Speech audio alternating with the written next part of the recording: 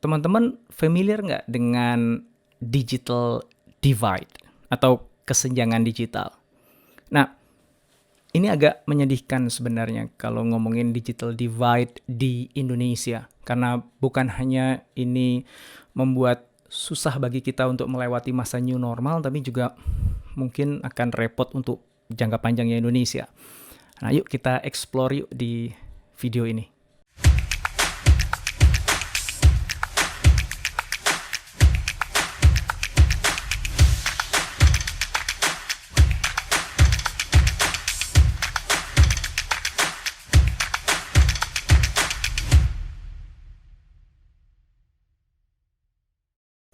Apa sih digital divide atau kesenjangan digital itu? Pada dasarnya ini adalah sebuah disparitas ya, sebuah perbedaan yang dimiliki oleh sekelompok orang tertentu di satu daerah tertentu terkait dengan pemanfaatan teknologi digital. Ya. Dan digital divide ini ada 4 dimensi lah sebutannya. Yang pertama adalah kaitannya dengan mental access. Jadi sejauh mana orang di area itu memang punya keinginan untuk mau mengadopsi teknologi digital. Yang kedua adalah material access. Sejauh mana orang-orang di area itu memang punya kesanggupan untuk membeli infrastruktur digital yang dibutuhkan, membeli gawainya, membeli pulsanya gitu.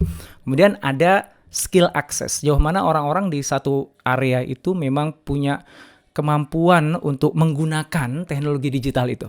Dan yang keempat adalah usage access. Sejauh mana orang di satu area itu bisa memiliki akses terhadap koneksi supaya dia bisa menggunakan teknologi digital itu, gitu. Ya. Dan kalau kita lihat atau kita bandingkan antara DKI Jakarta dengan provinsi yang lain yang ada di Indonesia, itu disparitasnya, perbedaannya itu gede banget. Seperti yang teman-teman lihat di gambar ilustrasi grafik berikut ini. Ya. Dan ini maknanya apa? Ketika ada disparitas seperti itu, maka mereka yang ada di Jakarta, yang notabene lebih tech savvy, mampu menggunakan teknologi digital dengan lebih baik, ya mereka akhirnya punya akses terhadap informasi lebih cepat dibandingkan yang lain. Mereka bisa belajar dengan lebih baik. Mereka ngambil keputusan juga dengan lebih akurat karena sumber daya informasinya itu lengkap gitu. Mereka bisa berinovasi dengan lebih mudah mestinya, ya nggak? Dan imagine kalau Anda kerja di suatu perusahaan menjadi pimpinan di sebuah korporasi yang cakupannya di seluruh Indonesia.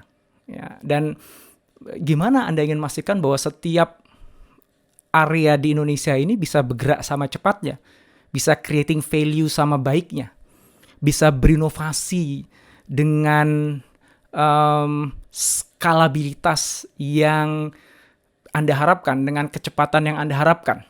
Ya. Dan kalau semuanya itu berpusat hanya pada di Jakarta aja, kemudian baru Anda disperse ke daerah-daerah yang lain, maka pergerakan Anda untuk benar-benar bisa memenuhi demand, kebutuhan yang berubah-ubah dari market di setiap region di Indonesia pun, saya yakin pasti akan keteteran gitu. So every region kan harus punya capability sendiri untuk capturing opportunity di region itu, to innovate in that region, to solve problems dari customers atau market in that regions gitu. So, saya rasa ini PR kita semua gitu untuk making sure bahwa kita semua orang yang ada di perusahaan kita benar-benar digital ready dan syukur-syukur digital savvy ya. Kalau kita lihat Indonesia dibandingkan dengan negara tetangga ya, ini lebih sedih lagi ya. Kita nomor 3 dari bawah, hanya di atas Myanmar. Dan memang ini grafik menunjukkan lebih kepada akses terhadap fixed broadband atau pemanfaatan penggunaan fixed broadband. Masyarakat Indonesia itu pengguna internet yang terbesar di Asia Tenggara, if not the world ya. Tapi kalau bicara fixed broadband itu ternyata kita tuh rendah. Ya. Terus apa sih? Kenapa kok fixed broadband jadi patokan? Karena begini. Sekarang ini ketika kita banyak melakukan meeting menggunakan Zoom, Google Hangout, Microsoft Teams gitu. Itu sekali kita meeting aja itu habisin pulsa bisa sampai 15.000 gitu. Atau bahkan 20.000 kalau meetingnya agak panjang. Dan kalau sehari kita ada 4-5 meeting itu hampir 100.000 per hari hanya untuk beli pulsa aja gitu. Kalau kita pakai fixed broadband itu kan bayarnya kan flat gitu. Sebulan bayar sekian dan itu unlimited kuotanya dan kualitasnya bagus, speednya pasti bagus gitu. Nah, sekarang bayangin kalau kita nih semuanya ngandalin hanya pakai pulsa handphone gitu, sementara negara tetangga semuanya fix broadband gitu. Ya kita ketinggalan lah akses informasi kita, akses kita untuk bisa ketemu sama orang dan sebagainya. So, ini PR kita bersama. Kita nggak bisa rely on government untuk menyelesaikan masalah ini. We have to do whatever we can untuk menyiapkan SDM kita, infrastruktur kita, memperkecil kesenjangan itu paling nggak di perusahaan kita sendiri dulu, dan dari situ nanti mudah-mudahan akan menular ke masyarakat Indonesia secara umum.